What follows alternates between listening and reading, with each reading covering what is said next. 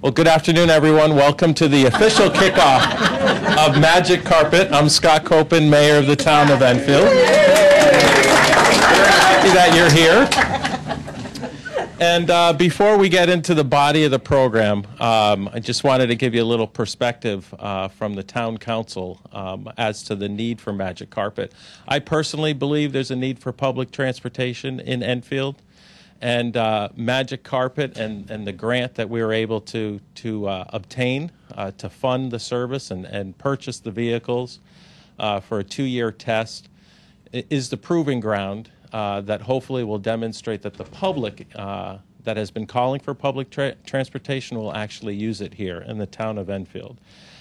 Just at a public informational meeting that we had Monday evening, just a couple of days ago, there was actually a good conversation from residents that were asking for the service to be expanded.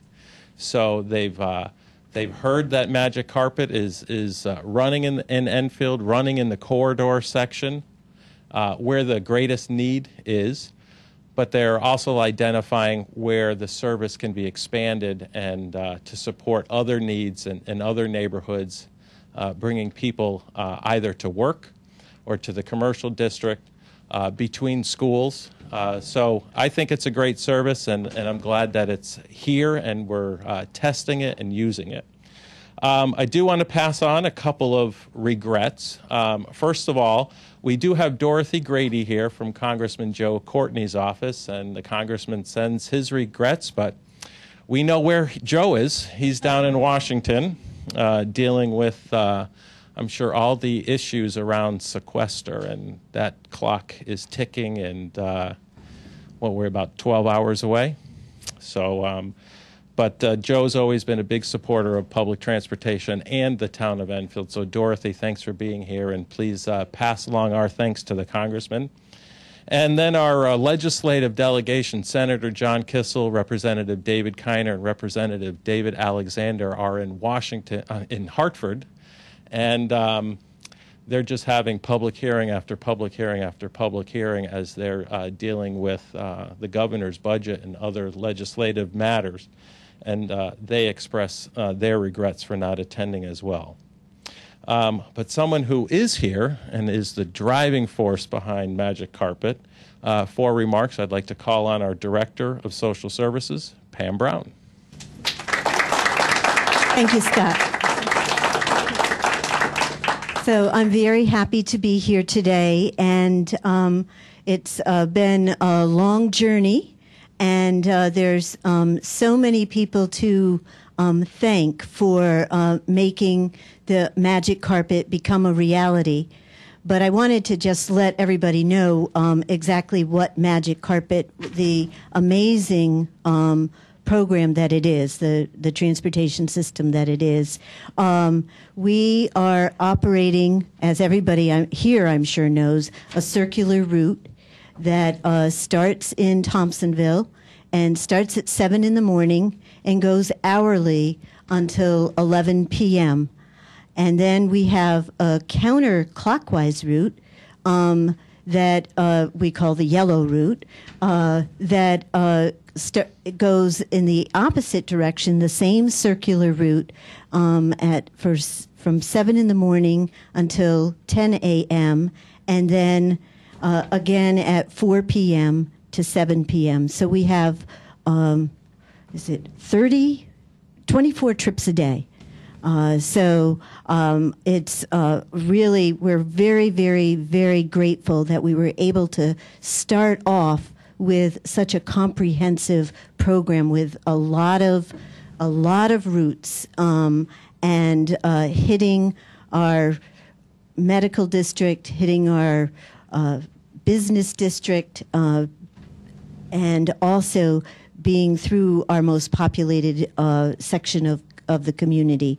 So right now we're off to a great start. We're averaging 40, 50 people a day, and we see those numbers growing each week, and we're very much looking forward to getting them. Our goal, we're hoping to hit 100 by the end of the spring, June 1st, we're wanting to average 100 a day. So I'm actually going to ask everybody here to be our ambassadors. You all have 3 brochures on your seat, and I'd like you to see if you can give those out today. You can keep one for yourself for reference, because you'll be wanting to give people that information when they come to you as ambassadors to Magic Carpet. You'll want to be the know-it-all in the community. But then if you have 1 or 2 always handy to pass out to people, that will help us to reach our goal. So I have to say, working on this project was absolutely phenomenal because of the tremendous support that we got from every sector of the state and federal government. As everybody knows, this is funded by federal and state dollars, and then, of course, a lot of elbow grease from the local community, and so we're really just so happy to have that. But I was thinking as I was planning to give a few remarks about how what is it about transportation? I think maybe it's about that the people who are in transportation are helping people to make linkages that makes them such a cooperative group of people to work with, because it truly was awesome. Every time I turned around, there was surprising support. So I've just never worked on a project where I got support from so many different sectors, and you know, it's really difficult to list people, but there's a lot of you here today that really made this happen. And so I wanted to just take a minute to recognize there's Mike Sanders and Lisa Rivers from the State Department of Transportation. Thank you so much. The Capital Region Council of Governments, Sandy Fry was their principal transportation planner, and is Mario here? Mario Marrero was tremendous support, and I forgot to bring the transportation plan, but we were just so fortunate to have the transportation plan done prior to our getting this into. Oh, I'm taking so much time. I'm sorry.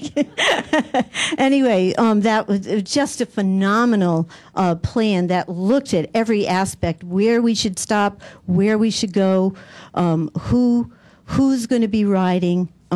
Just a wonderful guide that will help us not only today but in the future. The Greater Hartford Transit District, so much support in every way. Vicki Shotland, their executive director, Sandy Sheehan, DJ Gonzalez. Thank you. We couldn't be here today without you and going forward. And then CT Transit, Phil Fry was at endless meetings, answering my phone calls, helping with everything from big questions to little tiny ones. And even the consultants that we use, Nelson, Nygaard, and Fitzgerald and Halliday, were such a pleasure to work with. Peter Bryanton, right down the hall from me, used to be, now the acting director of economic development and community development, made all of this possible. And Ray Warren, the former director of economic development, was very instrumental as well. The town manager, Matt Koppler, and I wanted to recognize Annette Reed. She's our new town of Enfield transportation director. Annette, would you stand up? Annette has been working for the last 6 months, day and night and weekends, to make this a reality. So thank you,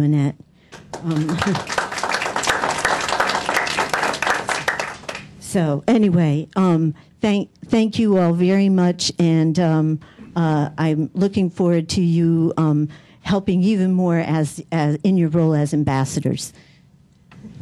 Great. Thank you, Pam.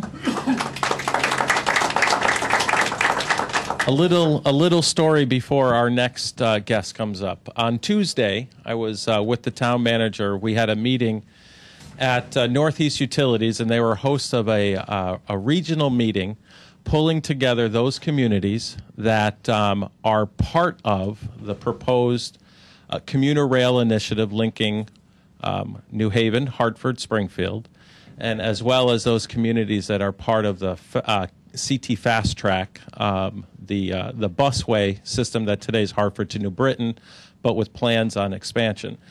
And during that meeting, Commissioner Redeker was there, and he's the commissioner of DOT, and he had the good fortune to listen to short presentations from every community about their efforts for transit-oriented development. And so I'm the co-chair of this group, and every community spoke. Matt Koppler spoke on our behalf. And besides the major cities that already have public transportation, one of our highlights, and was unique to those in comparison to the other communities, is that Enfield has a commuter bus circulator system that is so critical for the success of commuter rail. You can get them to Enfield, but how are you going to then move them around Enfield? So Enfield, in my opinion, and I think in the opinion of the other communities, is far ahead in our efforts that we have the vision of commuter rail coming, but we also have the vision, and we're putting into practice the ability to move the folks within our community as well. And Magic Carpet is just the beginning of that linkage system once the folks get here to Enfield. So that was my segue into our representative from the Connecticut Department of Transportation. I'd like to introduce Mike Sanders, who is Transportation Administrator for DOT. Welcome. Thank you, Mr. Mayor. Between Pam and the mayor, they've pretty much given the speech that Lisa and I wrote driving up here on I-91. But that speech had 3 Ps. Let's see if I can remember them all. But the first one is public, and I think you've already heard from the mayor especially. This is a public transportation system driven from the ground up. We're the state. We tend to do things on a grander global scale and top down. And if you look at New Haven, Hartford, Springfield Rail, or CT Fast Track, or even the express bus system into Hartford, a lot of that's driven by the larger, higher level needs and trickles down.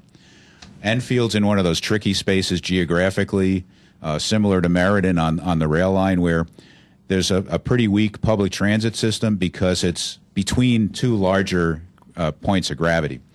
And I think both Meriden and Enfield are going to benefit from things like the rail service that really are going to create the requirement to do much more feeder service into a more regional system. But I think what's really great about this project is that this is really the grassroots, starting at the local level. We've done experiments here before. I've been in this building before.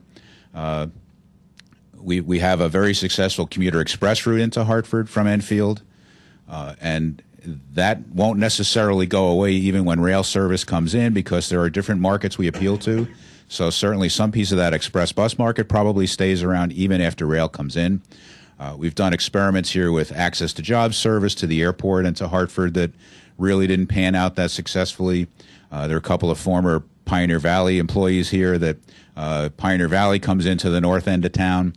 But you really were never a core that really drew a lot of transit service. And this may very well be the seed that starts drawing a lot more, it starts attracting a lot more critical mass. And I think that's what's interesting. And combine it with the improvements to the intermodal center and the rail service coming in. So we're very excited about that. Pam certainly talked about the partnership, which is the second P. This started from a process that in the greater Hartford region that we call it Lockstep, but that's kind of an acronym for Locally Coordinated Transportation and Human Services Plan. New Freedom is a program that is specifically targeted to people with disabilities, and it's service that goes beyond the mandates of the ADA paratransit system. And this partnership, which is all the people that sit on around the lockstep table, as well as all the people that had some role in this, and you'll hear from many of them as we go on, so I won't steal too much of their thunder. Partnerships really make things go around too. And bringing the state to the table, we're certainly a funding partner in this. We're a spiritual partner in this. We're supportive of this type of a project. We'll have to talk more in about 18 months when we have to figure out whether we can continue it going at what level for long term. But certainly the fact that all the partners are around the table really creates a bigger buy-in, a greater buy-in. And the third P I want to talk about is persistence, or PAM. You look up persistence in the dictionary right now, in the Enfield dictionary, and they have Pam's picture there. This is a hard process to get through. From the planning level, how you think about how you define the gaps, what kinds of services you can come up with that fill those gaps with service. And then even once you've come up with a service design, an idea, a concept, and sold it and figured out how to do the funding, then you have to negotiate the state agreements process, which is not that easy, not for us either, with insurance requirements and all kinds of other hoops that we make you jump through. There's federal money in here, so we have different obligations because it's federal money. It's a really challenging process, but Pam and her team have just kept at this. If I singled out Pam's name on emails I gotten copied on, I'd probably fill up a page of Outlook emails of things that we had to work through. And it wasn't me working through it. It was mostly Lisa and her staff working through it, and Rick Gray and Ricardo Almeida on the transit agreement side. All of those people were driven by Pam's persistence. So I'd just like to leave you with that thought that sometimes you just have to keep pounding away at us, keep driving, keep the faith, keep pushing forward, and things like this can happen. And we just hope that this is a seed for something that will really grow into something much larger, more important to the people of Enfield, more important to the people of this region. So thank you. Thank you. So, persistent Pam for public partnerships. Thank you, Mike. Our next speaker represents Greater Hartford Transit District, a Grants and Procurement Program Coordinator. I'd like to call up Sandra Fry.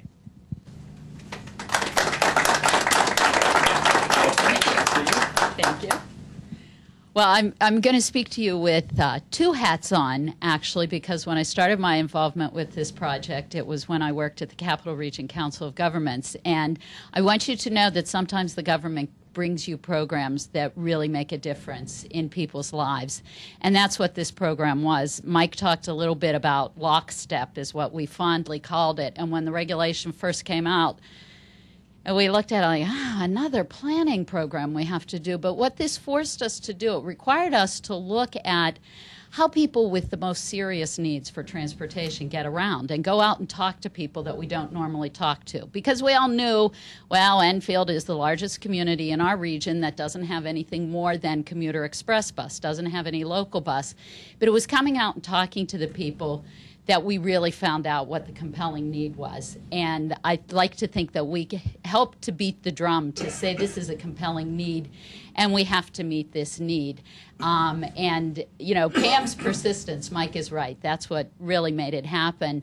But I'm happy to also be speaking on behalf of the Greater Hartford Transit District, who we've been so pleased to be able to provide the buses that are out there now while you're waiting for your new buses, and also to have a role with the development of the intermodal center at the rail station, and this is the first service that's actually serving that new location. So, and Pam is one person, you can always count on a phone call from Pam at 5:30, because she's still working then and she expects she's going to hear people on the other end of the line. But it's just been a pleasure to be a part of something that has buses rolling on the street right now. Great. Thank you so much. Now, speaking of partnerships, we have a great partnership with higher education here in the town of Enfield with Asnuntuck Community College, and they are once again in the forefront supporting Magic Carpet. We'd like to call forward the president of Asnuntuck Community College, Martha McLeod.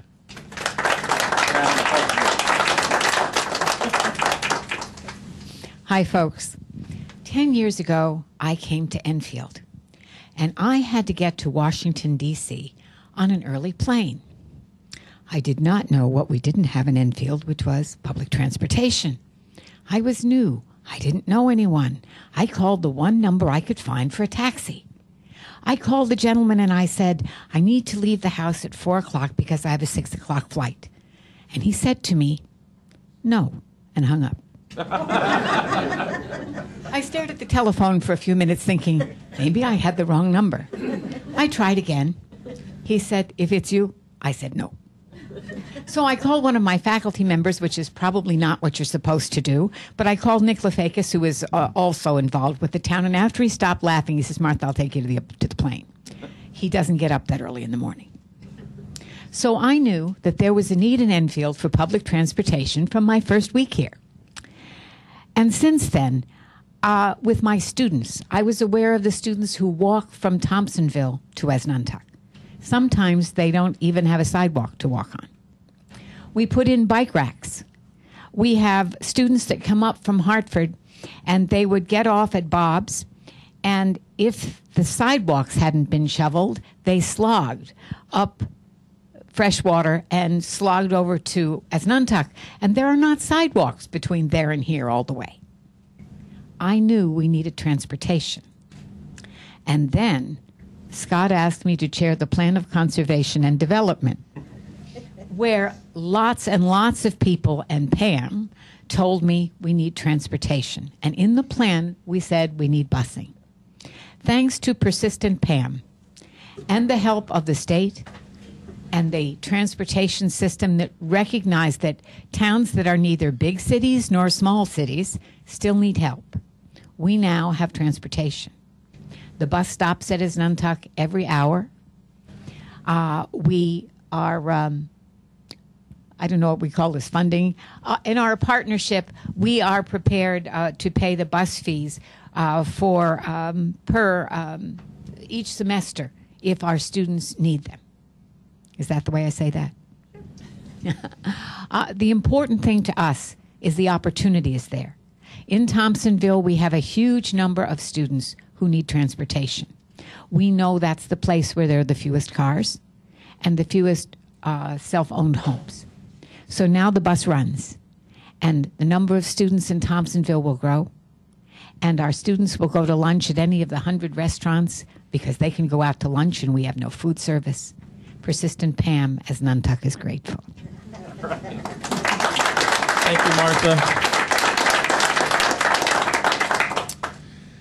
Our next speaker is the gentleman that's spearheading our efforts to bring the commuter rail to Enfield and all of the development that will lead from that initiative. Would like to introduce our acting. This is he doesn't wear multiple hats. He's now wearing a larger hat. So our acting director of economic development and our community development director, Peter Bryanton. Thank you, Scott, and thank you all for being here. Persistence, that is a good word for today. For those of you that don't know me, I came to Enfield in 2004, and one of my first jobs was to undertake the long process of looking at the transit center. At that time, it was a train station. And it has morphed into a transit center, and I've been working on that since I got here. And with the help of Pam and the help of a lot of other people in this room, we are moving this forward. And we're very happy to have the new bus service. It's actually, it is part of the overall transit center program. We were sitting in a meeting with the good folks from the Federal Transit Administration talking about the development of a transit center in Thompsonville. And the director at the time said, well, when is the bus going to connect to the transit center? And we said, well, we don't have bus service here. And they said, that's a problem. We need to get bus service here. So actually, the bus service is a requirement to build the transit center. And I just want to give you a quick update on the Transit Center project. We are now at the point where we've done our studies and we've done our due diligence. We know what needs to be done. Now we're at the point where we need to acquire land. So the town is working with the property owners on the riverfront to acquire those parcels, some of them that have some environmental issues. We'll be addressing that as well, but we're very hopeful that in the not too distant future, we'll be able to acquire those parcels and start construction. So again, persistence, it's a long road. The wheels of government turn slow, but we do get there eventually. So, and again, I want you to thank you, everyone here, for coming out, and all of our partners in the audience. It is a great day. Thank you. Peter? Just a couple of folks to just to recognize that are in the audience. First of all, our town manager, Matt Koppler, back in the back. And some other partnerships that we have. We have our chairman of the Board of Education, Tim Neville, is here, and what a need for public transportation to link students to job opportunities, and hopefully that's in phase 2 of our public transportation. And the public-private partnership between our Community Development Corporation, Darren Lamore and Bob LeMay, spearheading redevelopment efforts down in Thompsonville. So thank you all for being here. Our next item is the actual ribbon cutting. And where's that going to take place? We're going to go out this door Out the door? and then follow the walk to the parking lot. So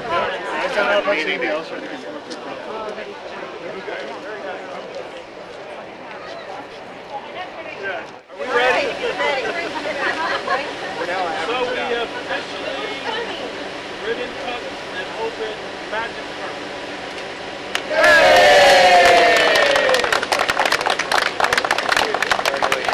Congratulations. There you go. Everyone is welcome to go down to the Enfield room. We have some good food.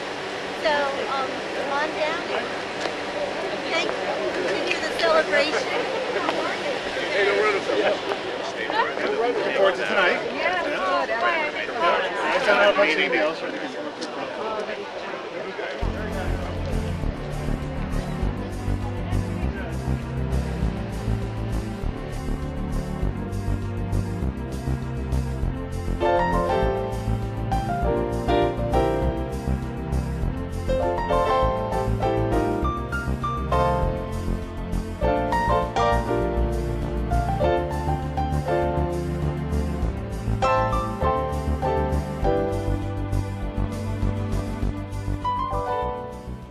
And this is the one that happens from 7 in the morning until 11 at night.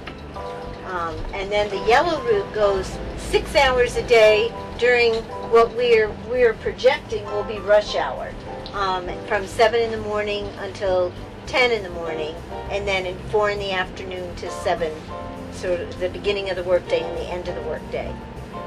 We're finding midday is our most popular time, so what we're going to try to do is keep the schedule the way it is right now. Everybody get used to it, try it out, and then get feedback from the riders about and looking at the numbers and say, well, maybe we don't need to start the second route at 7 in the morning. Maybe we should start that at 10. So there's a lift here, and if somebody were needing the lift, the driver would get out and put it down, and then help the person to get locked into place. They lock the wheelchair in place with straps.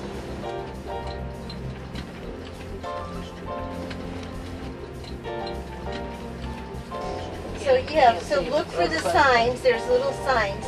And if for some reason there's snow or something, just be somewhere nearby. We'll be looking for you. And these buses that you're in right now are leased buses, and we're very happy. Some of the people who were there today, CT Transit is leasing us the buses, so we could get the service right up and going, because we have funding for brand new buses, and they're on order, and we're expecting that they'll be here in just a few months. So they'll be They'll be laid out a little differently. I think the A little bigger. Yeah, they'll be a little bit bigger. Yeah.